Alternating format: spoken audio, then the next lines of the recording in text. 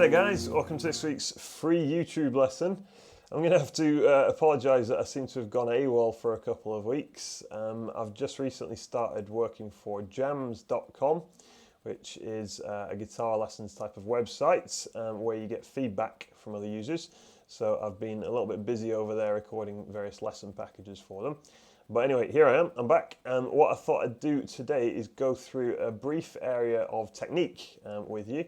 And it's an area of technique that seems to have been missed by some of my private students, so I can only assume that there's probably guys out there around the world who haven't quite picked up on it and haven't managed to get it into their own technique either. So it's to do with rest strokes. If you know exactly what a rest stroke is and you use it all the time, then you probably don't need to watch this video. If you don't, this could be really useful to you. Essentially, the idea being that whenever you play a rest stroke, you play a string with your plectrum and then you come to rest on either the string below or the string above, depending on which direction you're moving. So this is really useful in a few different types of context. I'm going to talk about it from kind of a legato perspective, but it can be really useful for some other techniques as well. So what I'm going to do in just a sec, I'm going to jimmy the camera about and move it around so that you can see my right hand a little bit better. But before I do that, let me just show you the fingering exercise that we're going to use just to kind of get to grips with it. Very basic type of warm-up fingering exercise, just playing frets 1, 2, 3 and 4 on each string.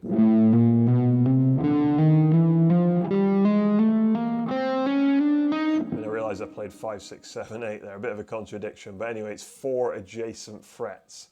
Any 4 adjacent frets, and you're going to move through the string sets playing the exact same thing. I'm sure you're aware of this as a basic warm-up exercise. But what we're going to do with the plectrum, we're going to play the first note, then it's going to glide down onto the next string and come to rest on the string below it when we're moving this way, or above it when we're moving this way.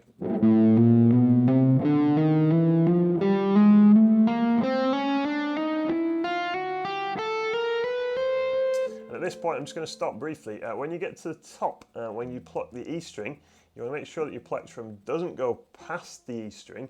Instead, it's going to do a quick little turnaround and come to rest on the B string above it. So you'd play the top E string, and then you'd come to rest on the B string above it so that you're ready when you come to the B string on the way back down. So you're never going to go past the strings. That's quite important, otherwise you kind of get lost with your plectrum and it ends up on the outside of the strings. So that's the exercise. There's a few different reasons why this is a really good thing to get into your technique. The first thing would be it makes absolutely dead sure that when you need your plectrum, it's there. You know, if your plectrum's off having a little walk around here somewhere, and then you need it all of a sudden to play a note, it's got much further to go, and there's more chance of you maybe missing the string or hitting the wrong string. So that's one reason. Another reason is to do with tone. If you imagine if your plectrum is maybe an inch away from the strings, even half an inch away from the strings, it's going to gather much more velocity as it moves towards the string and hit the string with a bit more force. So that's going to give you a much more pronounced note, which is not necessarily a good thing because it's going to give you an accent where you might not necessarily want an accent. So if you use rest strokes, you come to rest on the string and you don't need to gather all that force before you hit the string. So I'm going to move the camera then now and get a different angle on my right hand so that you can kind of see exactly how this is working. As I say, it's going to be useful for legato stuff where you want a really consistent tone, but it's also going to be useful for sweep picking because again, your plectrum is going to be there when you need it and you're going to get that consistent tone that you need for sweep picking. And also it could be good for the likes of alternate picking. If you imagine picking a few notes on one string and going straight to the other string, as soon as you've done your picking on the previous string, you know you're there for the next string when you need it. So I'm going to move the camera and we'll get a different angle on this. So here we are then. I'm going to do this same exercise again, the chromatic 1, 2, 3, 4 type of thing with some rest strokes.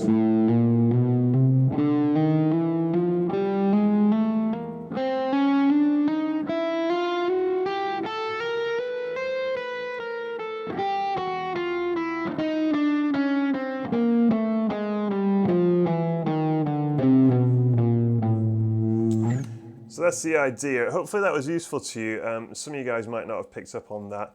Try it, see if you can get it into your own playing and see if you can use it to smoothen everything out a little bit.